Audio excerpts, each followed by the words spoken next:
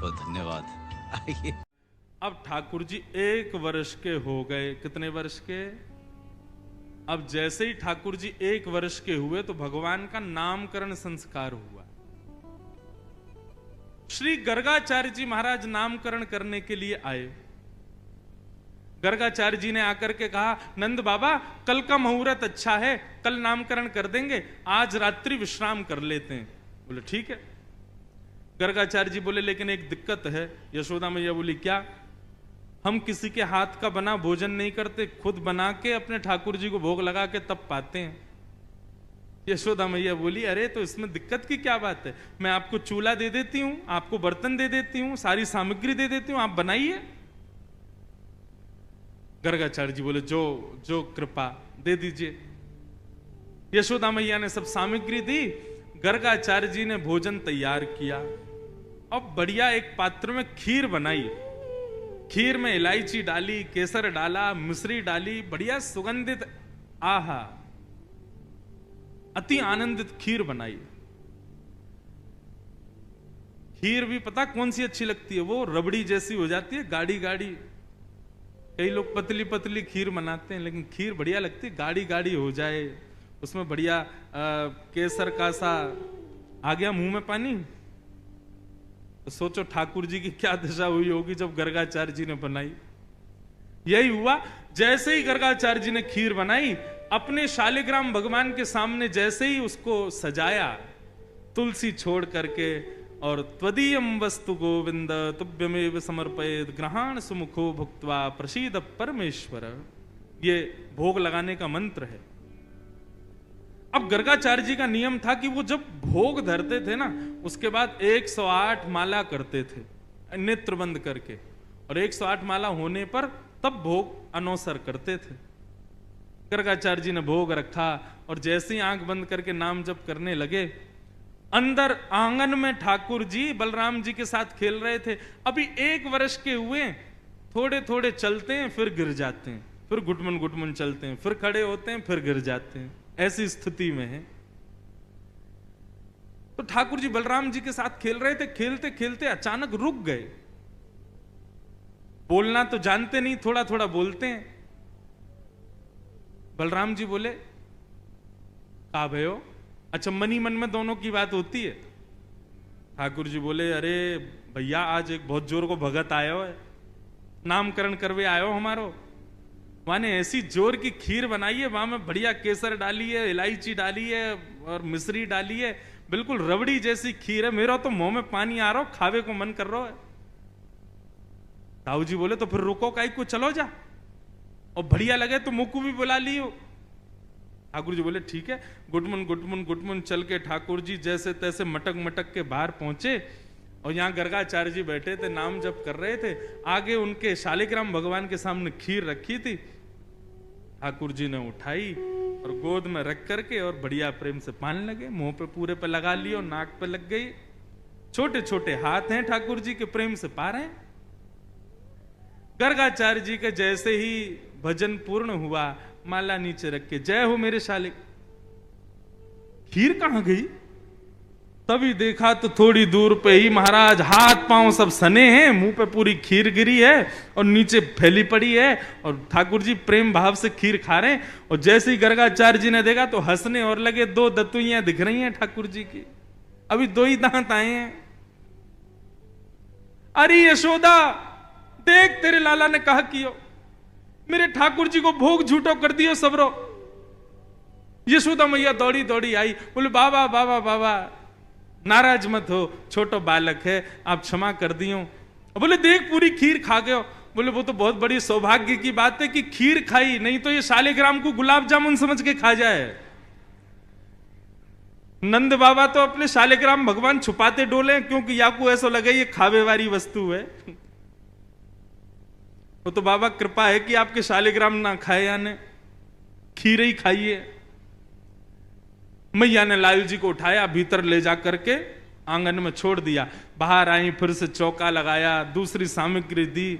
गर्गाचार्य जी ने फिर से खीर बनाई, ठाकुर जी से क्षमा मांगने लगे। बोले वो छोटा बालक है, नाथ क्षमा कर देना, आप भोग लगाओ। जैसी माला जपन लगे, ठाकुर जी फिर रुक गए भीतर।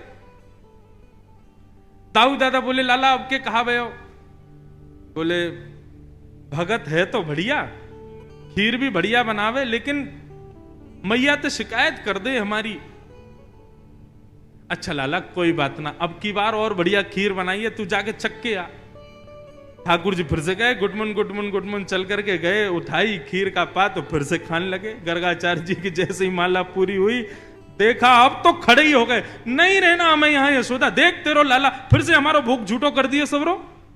यशोदा मैया बोली क्षमा कर दो, मैं अपने बालक को किसी कमरा में बंद कर दूंगी, लेकिन आप नाराज मत हो। ठाकुर जी को ले जाके एक कमरे में छोड़ दिया और मैया ने फिर से सब सामग्री दी। ठाकुर जी ने खोली खिड़की और खिड़की पकड़ करके अब 1 वर्ष के ठाकुर जी और गुस्सा में देख रहे हैं गर्गाचार्य जी को। गर्गाचार्य जी भी देख रहे हैं, शैतान बालक। ठाकुर जी भी मन मन सोच रहे हैं, दारी के अभी तो तेने शैतानी देखी ना है हमारी, अब के बना तो को बताऊंगा मैं। गर्गाचार्य जी ने भोग बनाया, तीसरी बार भोग रखा। ठाकुर जी क्षमा कर दियो, छोटो बालक है, अब की बार भोग लगाओ। और जैसे ही त्वदीयम वस्तु गोविंद नाम जप करने लगे, ठाकुर जी उतरे और धीरे से खिड़की खोली, दरवाजा खोला, गुटमुन गुटमुन गुटमुन चल करके बाहर आए और उठाया खीर का पात्र। और जैसे ही पाने लगे, गर्गाचार्य जी को संदेह हो गया था कि कहीं बालक फिर से तो नहीं आ गया।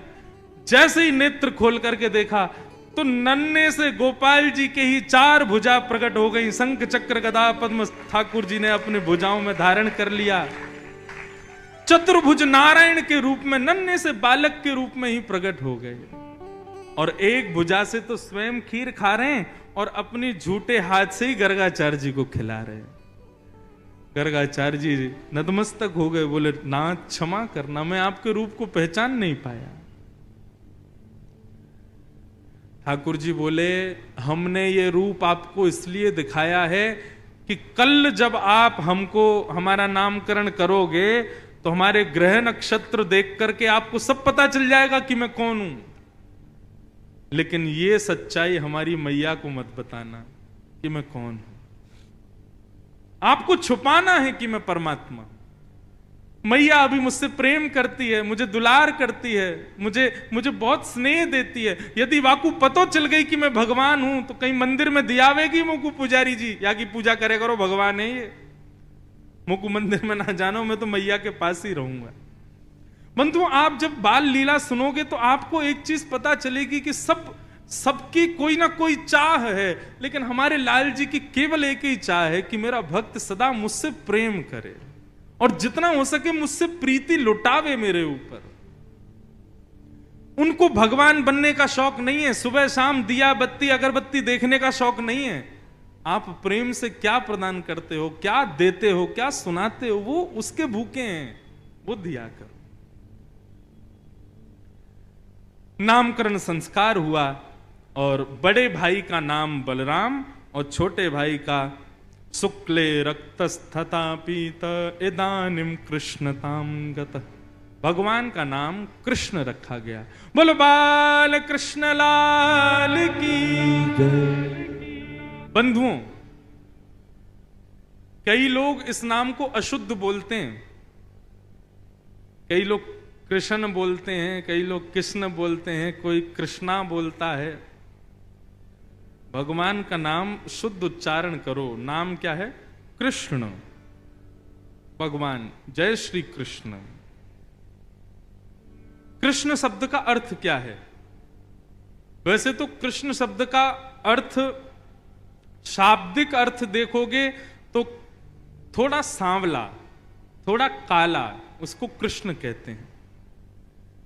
लेकिन कृष्ण का भावार्थ यदि सुनोगे तो कृष्ण यानी कि पृथ्वी का मालिक, कृषि, और न यानी कि निवृत्ति, जिनका नाम गाने से पृथ्वी पर रहने वाले हम सब जीवात्माओं को निवृत्ति मिल जाती है, प्रवृत्ति छूट करके हम निवृत्त हो जाते हैं, उनका नाम है कृष्ण, भगवान कृष्ण।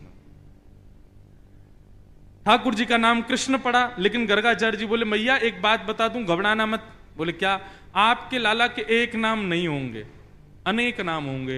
ये बहुत सारी लीला करेगा, उन लीलाओं के अनुसार इसके नाम बदलते रहेंगे। कोई माधव, मधुसूदन, केशव, गोपाल, गोविंद, ऐसे लाला के बहुत सारे नाम होंगे।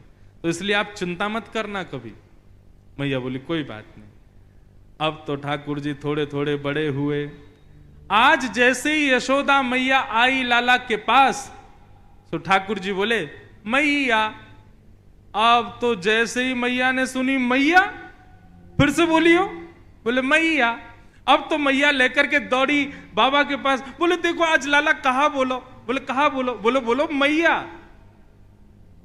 नंद बाबा ने जैसे ही गोद में लियो, सो बाबा की दाढ़ी पकड़ के बोले बाबा। अब तो नंद बाबा नाचन लगे, बोले जय हो जय हो, अरे आनंद मनाओ, ढोल बजाओ, नगाड़े बजाओ, मंगल गाओ, हमारा लाला बोलन लगो। सोचो, पूरे विश्व को बुलाने वाला खुद बोलना सीख रहा है, पूरे विश्व को चलाने वाला उंगली पकड़ के चलना सीख रहा है। यशोदा मैया ने आज अपनी तिजोरी में से सोने की छोटी छोटी पायल निकाली और ठाकुर जी के चरणों में पहना दी, और पहना करके ठाकुर जी को छोड़ दिया फर्श पे। मैया बजाने लगी ताल, और वह ताल को सुनकर के ठाकुर जी अपने पैर उठा उठा करके नृत्य कर रहे हैं और सब लोगों के मन को मोह रहे हैं। बलराम जी आए, बोले कहा भयो? बोले आज लाला ने मैया और बाबा कही। बलराम जी ने ठाकुर जी को देखो, सो बलराम जी को देख करके बोले भैया। ओ, अब तो बलराम जी भी नाचने लगे, पूरा ब्रजमंडल नाच रहा है। सूरदास जी वर्णन कर रहे हैं, कहने लागे मोहन मैया मैया, कहने लागे मोहन मैया मैया, कहने लागे मोहन मैया मैया, कहने लागे मोहन मैया मैया। पितानंद सो बाबा रे बाबा, पितानंद सो बाबा रे बाबा, पितानंद सो बाबा रे बाबा, पितानंद सो बाबा रे बाबा। और हलधर सो भैया, और हलधर सो भैया, और हलधर सो भैया भैया भैया, कहने लगे मोहन मैया मैया, कहने लगे मोहन मैया मैया, कहने लगे मोहन मैया मैया, कहने लगे मोहन मैया बोल बाल मैया। कृष्ण लाल की जय हो। करताल बजा के गाओ।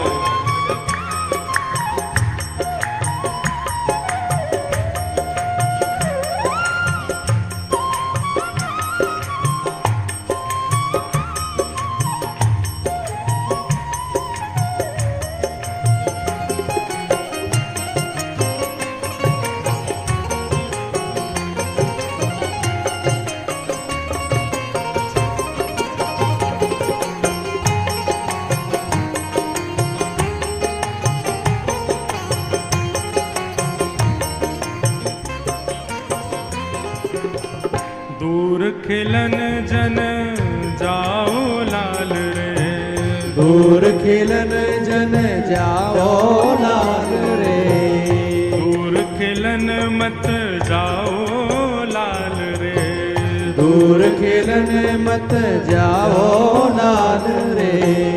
मारेगी काहू की गैया,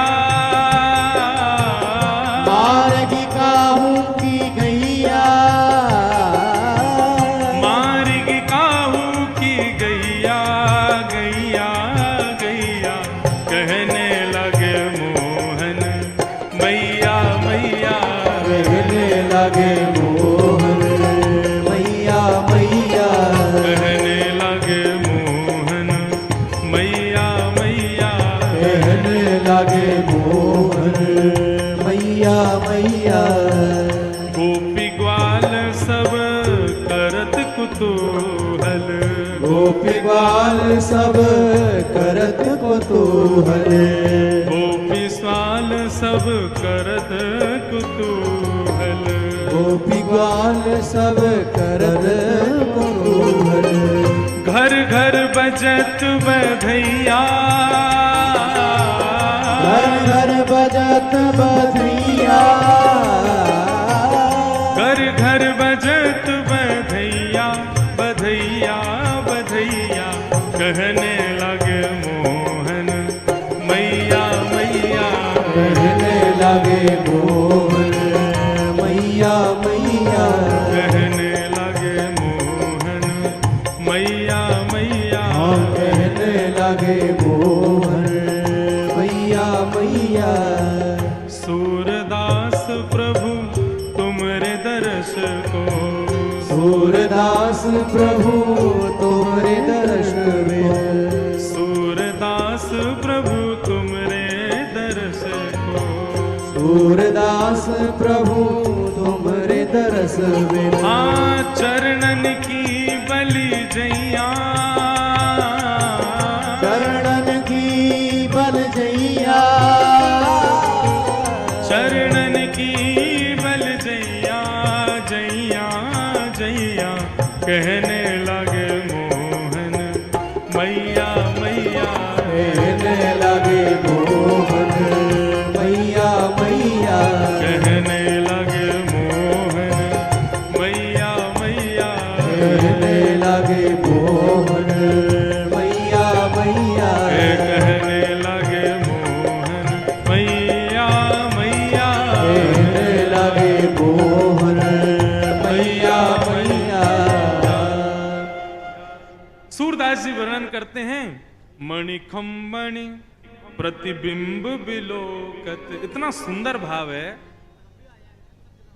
नंद भवन में जो खंबे लगे हैं ना, उन खंबों में मणियां लगी हैं, और वो मणियां ऐसी हैं कि उन मणियों में प्रतिबिंब दिखाई देता है, मतलब जिस शीशे की तरह आप अपने आप को देख सकते हो। तो क्या होता है, बोले मणि में जब ठाकुर जी अपने आप को देखते हैं तो अपने आप को देख करके ठाकुर जी नाचने लग जाते हैं, कमर पे हाथ रखते हैं, सिर पे हाथ धरते हैं, फिर मटक मटक के नाचते हैं खुद को देख देख करके। सूरदास जी कहते हैं इस रूप को देख करके गोपी ग्वाल बल जइया, सब गोपी ग्वाल आ करके लाला की बलैया लेती हैं, ऐसी मधुर लीला है। अब आज की कथा जो है ना, अब ज्ञान वैराग्य तो सब गए कल, अब आज तो प्रेम ही प्रेम है, गाते ही रहो बस, एक के बाद एक ठाकुर जी की मधुर मधुर लीला है, और लीलाओं को गाया ही जाता है। बताएं क्या, सुनाएं क्या। ठाकुर जी अब मैया बाबा भैया सब बोलने लगे। अब ठाकुर जी की आयु हो गई कितनी, 3.5 वर्ष की। कितने हो गए ठाकुर जी? और जैसे ही ठाकुर जी 3.5 वर्ष के भये हैं, भगवान ने अपने अंग प्रत्यंगों में स्प्रिंग एक्टिवेट कर ली। अब तो इतना ऊधम मचाते हैं, इतना ऊधम मचाते हैं, जो महाराज किसी के वश में ही नहीं रहते। ठाकुर जी के ऊधमों का वर्णन सुखदेव जी एक श्लोक में नहीं करते, एक श्लोक के एक पद में करते हैं बस, और उसी से ही अनुमान लगा लो ठाकुर जी ऊधम कितना करते होंगे। जो बालक बच्चे बहुत ऊधम मचाते हैं, ऐसे माता पिता बेचारे बड़े परेशान रहते हैं, क्या करें हमारे घर में तो बंदर आ गया है। यूं मत कहा करो बंदर आए हो, कह दो गोपाल जी आ गए हैं। और एक बात कहूं, ठाकुर जी के ऊधम सुनने के बाद आप ये कह दोगे कि हाँ भैया हमारे बालक तो इनसे बढ़िया हैं, इतना ऊधम तो नहीं मचाते। आहा क्या वर्णन कर रहे हैं।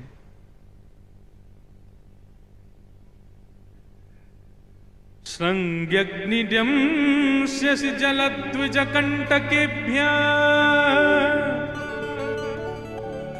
क्रीडा परावति चलो स्वसुतौ निषेद्धुं गृहाणि कर्तुमपि यत्न तज्जनीयो सेकातया पतुरलम मनसो नवस्था। भगवान के ऊधमों का वर्णन किया गया। ठाकुर जी कैसा ऊधम मचाते हैं? भैया नंद बाबा के यहां कितनी गायें हैं? 9 लाख गायें हैं। कितनी गाय? 9 लाख। हमारे वसंत शाह दरबार की गैया हैं।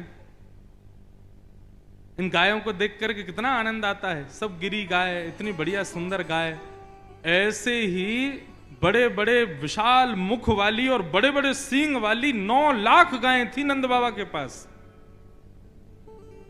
तो क्या होता था, रोज कितना दूध निकलता था, ये विचार करो।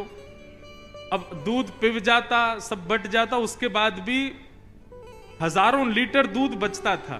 तो क्या होता था, उसकी दही जमा के और दही की छाछ बना के और उसका मक्खन का घी बना करके सब में बांटते थे नंद बाबा। प्राचीन काल में सबसे पहला व्यापार यही था। गीता में वर्णन आता है कि व्यापारियों के लिए, वैश्यों के लिए क्या उनका धर्म क्या है? बोले गौ सेवा करना और व्यापार करना, घी निकाल करके उसका विक्रय करना। सबसे पहला व्यापार पृथ्वी का यही था। गायों की सेवा करो और घी बना करके घर घर पहुंचाओ। नंद बाबा का भी यही व्यापार था। लेकिन उसके बावजूद भी 9 लाख गायों का घी कोई कम होगा? ऐसा कहते हैं कि नंद भवन में कुएं थे घी के, कोई कमी नहीं थी। नंद बाबा क्या करते थे, कभी कभी कुछ घी निकाल करके और 9 लाख गायों के सींग में उसकी मालिश करते थे। तो दूर से ही नंद बाबा की गायों के सींग ऐसे चमकते थे मानो जैसे चांदी या स्वर्ण चमक रहा हो। एक दिन एक गैया बैठी थी, सोई लाल जी पहुंच गए गौशाला में, और गौशाला में पहुंच करके ठाकुर जी ने एक सींग पकड़ लिया उसका, दूसरा सींग बलराम जी ने पकड़ लिया और दोनों लगे गैया के सींगों को ऊपर नीचे करने। तो गैया थोड़ी देर तक तो कुछ नहीं बोली। थोड़ी देर बाद जब ज्यादा जोर से करने लगे तो गैया परेशान हो गई, और जैसे ही गैया परेशान हुई तो गैया खड़ी हो गई। और गैया खड़ी भई और दोनों भैया वहां पे लटक गए। मैया बचाइयो, बाबा बचाइयो, देख गैया हमें मार रही है। ठाकुर जी, गैया बोली अभी तो मारो ना है, अभी बताऊं तुम्हें, बहुत उधम मचाओ, सुबह सुबह आके रोज मेरे सींगन को ऐसे घुमाओ। अच्छा, आजकल गाय बांध के रखते हैं, लेकिन नंद बाबा के यहां गाय बांध के नहीं रहती, खुली रहती थी गौशाला में। गैया के दोनों सींगन पे भैया लटक गए। गैया दौड़ी सीधी जहां गोबरों का ढेर था और वहां जाकर के जोर से झटका मारा, सींगों में लगे थे घी, दोनों भैयाओं के हाथ फिसल गए और दोनों जाके गिरे गोबर में। यशोदा मैया आई तो गले गले तक गोबर में बैठे थे ठाकुर जी। मैया बोली कितनों नवाए ले हो, कितनों सजाए ले हो, कितनों भी सुंदर बनाए लो, आके या गोबर में ही खेले। लाला मुझको तो ऐसा लगे तू पूर्व जन्म में सूकर दिखे। बलराम जी बोले हाँ मैया सही कह रही है, ये पूर्व जन्म में सूकर ही हो, बरा बन के आयो। ये श्रृंगी अग्नि मैया चूल्हे पे भोजन बनाती है, सोई बलराम जी से लड़ाई कर लेते हैं ठाकुर जी, और बलराम जी को मारने के लिए कोई और साधन नहीं मिलता तो चूल्हे की जलती हुई लकड़ी लेके भागते हैं पीछे, और फिर एक दूसरे जल जाते हैं। मैया बेचारे दोनों को संभालती रहती है। श्रृंगी अग्नि, अब आया तीसरा ड्यमष्टि। ठाकुर जी क्या करते हैं, कृष्ण बलराम दोनों में शर्त लगती है। बोले क्या शर्त? सुनो, आज माखन पहले कौन खाएगा? बोले ऐसे नहीं भाई, तुम बड़े भैया हो, तुम पहले खाओगे, ये वाला काम नहीं चलता है। कोई खेल खेलो, उसमें जो जीतेगा वो पहले माखन खाएगा। बलराम जी बोले लाला तू ही बता का खेल खेलें? बोले काम करें, अभी मैं 1 2 3 गिनूंगा, 3 गिनते ही दोनों भागेंगे और बाहर गली में जो जानवर मिल जाएगा वाह पकड़ के वहां के मुंह खोल के वहां के दांत गिनेंगे, जाके बट में ज्यादा दांत आ गए वो जीत गो। ये कोई खेल है? ड्यमष्टि 1 2 3 बोलते ही दोनों भागते हैं चौकड़ी मार करके। अब गली में कुकर आ जाए, सूकर आ जाए, बंदर आ जाए, जो आ जाए उसकी शामत नहीं। ठाकुर जी जामे पकड़ करके और मुंह खोलें, 1 2 3 4 5 6 7 8 कितने दांत हैं आके। और अगर बलराम जी के ज्यादा दांत निकल आते हैं तो ठाकुर जी तिरछी नजर से उसी जानवर को देखते हैं, कल के आके दिखाइयो हमारे मोहल्ला में तू, तेने हरा दियो में। ड्यमष्टि, श्रृंगी, अग्नि, ड्यमष्टि, जल। हमारे बालक हैं इतने उद्यमी। अभी तो 3 ही बाबू हैं, अभी तो 3-4 और बच्चे हैं। जल में कूद जाते हैं और कूदने के बाद ऐसा नाटक कर रहे हैं जैसे डूब रहे हो। मैया बचाइयो, देख तेरो लाला डूब रहा। अरे मैया जल्दी आ, तेरो लाला डूब जाएगा। मैया अरे मेरो लाला, मेरो लाला। जैसे पकड़ के लाला को खींचती हैं, सोई ठाकुर जी मैया को भी खींच लेते हैं। बोले आ गए आनंद, मैया भी डूब गई। ऐसो उधम मचा में। श्रृंगी, अग्नि, ड्यमष्टि, जल, और फिर आया द्विज, ब्राह्मण। ठाकुर जी ब्राह्मणों के साथ आनंद करते हैं। कैसे आनंद करते हैं? नंद बाबा रोज अग्निहोत्र करते हैं, हवन। एक दिन ठाकुर जी ने नंद बाबा से पूछा, बाबा ये तुम रोज रोज स्वाहा स्वाहा काय को करो? अब छोटे बालक को बड़े लोग क्या करते हैं, ऐसे ही कोई सहज बात बता करके टाल देते हैं। होता है ना हमारे घरों में भी। बच्चे पूछते हैं मम्मी काय की पूजा हो रही है, तो फिर हम ऐसे बोल देते हैं, ऐसे कुछ भी बना के बात समझाते हैं। अब छोटा बालक है, उसको क्या समझाएं? तो नंद बाबा ने ठाकुर जी को बोला, बोल लाला ये अग्निहोत्र है, या करवे से जो मन में इच्छा होवे सब पूरी है जाए। ठाकुर जी बोले जो चाहेंगे सब पूरी है जाए? बोले हाँ। अच्छा, अब ठाकुर जी ने घर में तो बताया नहीं, अपने ग्वाल बालों के पास गए। ठाकुर जी के ग्वाल बाल कौन है? मधुमंगल, श्रीदामा, तन सुखा, मन सुखा, धन सुखा। ये ठाकुर जी के ग्वाल बाल है। और इनके भी अधिपति प्रेसिडेंट हैं 3.5 वर्ष के ठाकुर जी, जिसमें तन सुखा मन सुखा की उम्र तो 11-12 साल की है। वो भी ठाकुर जी को आके प्रणाम करते हैं। सारे ग्वाल बालों को ठाकुर जी ने बुलाया और बुला करके बोले भैया आज से हवन शुरू करनो है। मधुमंगल श्रीदामा बोले क्यों? बोले पिताजी बता रहे कि हवन करवे थे, रोज हवन करवे थे, मन की इच्छा पूरी है जाए। हाँ तो लाला तो फिर का इच्छा के लिए करेंगे हम हवन? बोले या हमारे करेंगे कि हम 4-5 की सुंदर सुंदर बहू आ जाए। 3.5 वर्ष के ठाकुर जी हैं अभी। अच्छा बंधुओं, इन बातों को सुनकर के परब्रह्म वाली बातें मत सोचना, ये परब्रह्म ही है, लेकिन ब्रज में अपनी प्रभुता छोड़ करके लीला कर रहे हैं। सारे ग्वाल बाल चारों तरफ बैठ गए और बीच में ऐसे ही हवन सामग्री, सूखे पत्तों का चूरा एक दूसरे में बांट दिया, सूखे पत्तों में अग्नि लगा करके, और आचार्य बन के ठाकुर जी बैठ गए और चूरे दे दिए सबको सूखे पत्तों के। और बोले जैसे ही मैं कहूं स्वाहा सोई डाल दियो। और देख मधुमंगल श्रीदामा, तन सुखा मन सुखा धन सुखा, यदि मैंने कही स्वाहा और तुमने नेक भी विलंब कियो तो फिर मोते मत कहियो यदि काणी बहू आ जाए तो, मोते मत कहियो लूली बहू आ जाए तो। जैसे ही कहूं स्वाहा तुरंत डालनो है। ढाला बोले तू बस बोल हम अभी डालें। तो ठाकुर जी कैसे खेलते हैं, ओम स्वाहा, स्वाहा बोलते सब डालते हैं। अब कभी कभी ठाकुर जी करते हैं ओम स्वाहा नहीं बोलते, इतने में देख अब तेरी काणी आवेगी, तेने डाल दियो। ऐसा आनंद करते अपने ग्वाल बालों के संग। अच्छा, हवन आज पूरा हो गया।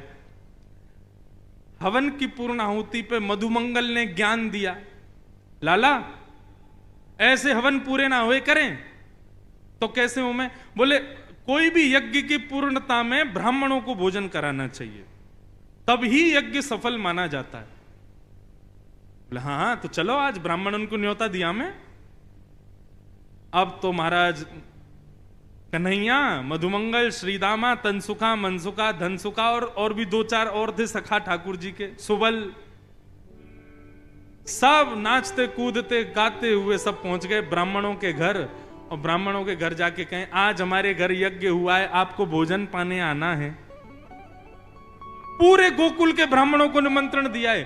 अब स्थिति ये कि महाराज जब नंद भवन से निमंत्रण आता है ना, उस दिन ब्राह्मण सुबह से भूखे रहते हैं और नमक का पानी और पीते हैं ताकि भूख और तेज लगे। क्यों?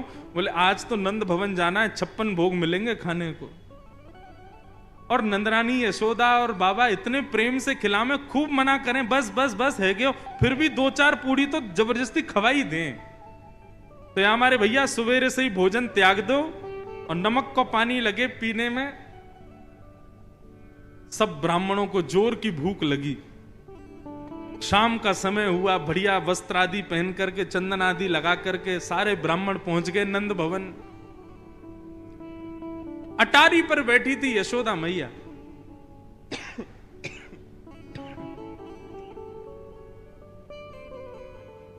यशोदा मैया ने जैसी देखा इतने सारे ब्राह्मण, नीचे उतर करके आई। आज इतने ब्राह्मणों का आगमन मेरे द्वार पे, सबको प्रणाम वंदन। ब्राह्मण बोले मैया प्रणाम प्रणाम बाद में करियो, तू तो पहले कछु खवा, बहुत जोर की भूख लगी है। बोले मैं वही पूछने वाली थी कि आज इतने सारे ब्राह्मणों का मेरे घर पे कैसे आगमन हुआ। अब एक तो किसी को आपने निमंत्रण दे दिया भोजन का, अगला आदमी बेचारा भोजन छोड़ के आया, सुबह से नमक का पानी पी के आपके घर आया और आप उससे पूछ रहे हो बताओ कैसे आना हुआ आपका। ब्राह्मण बोले मैया ये मत पूछो, ऐसा मत कहना कि आपको नहीं पता हम क्यों आए हैं। मैया बोली मोह सांची में नहीं पता, बताओ तो आप लोग क्यों आए हो।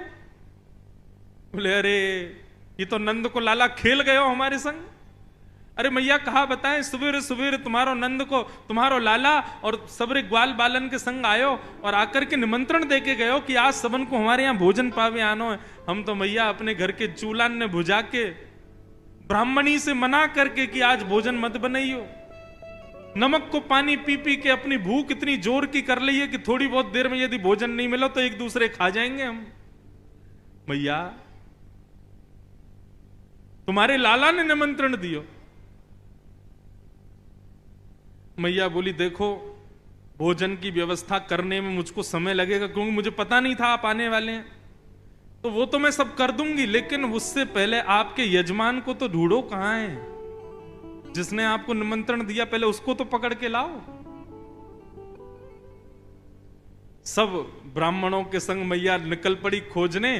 तभी नंद भवन के पीछे ठाकुर जी अपने सब ग्वाल बालन के संग खेल रहे थे। मैया पहुंची, लाला ओ कन्हैया यहां पे आ।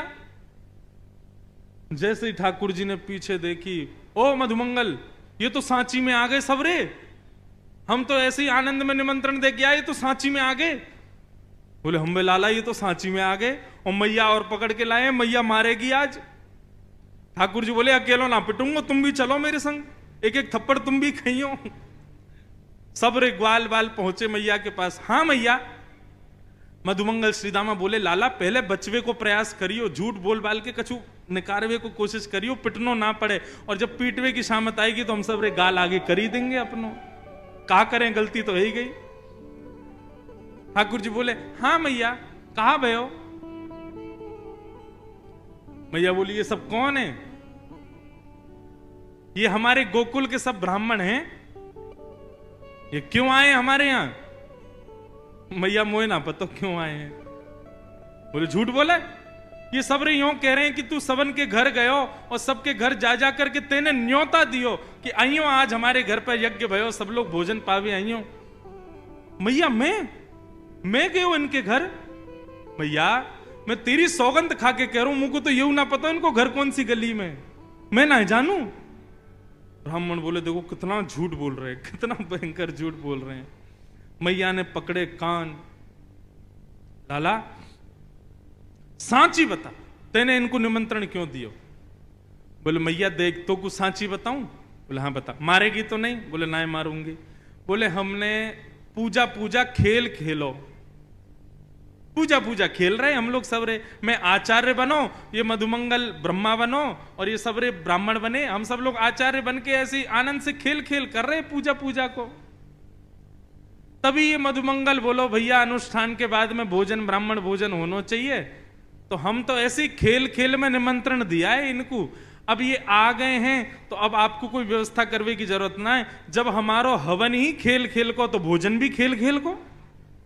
ये भी सूखे सूखे पत्ता हाथ में लेके कहते हैं हाँ भाई मोहनथाल बहुत बढ़िया बनी है, पूड़ी बहुत अच्छी बनी है, देख क्या बात है, देख सब्जी बहुत जोर की बनी है। खेल खेल की पूजा, खेल खेल को निमंत्रण। फिर मैया ने मधुमंगल श्रीदामा सवरे एक एक तो धर दिए सबन में। फिर वाके बाद ब्राह्मणन को चक्क भोजन करायो। ठाकुर जी परोस रहे हैं सबको, लेकिन ठाकुर जी के ऊधम से बुरा किसी को नहीं लगता, सबको आनंद आता है।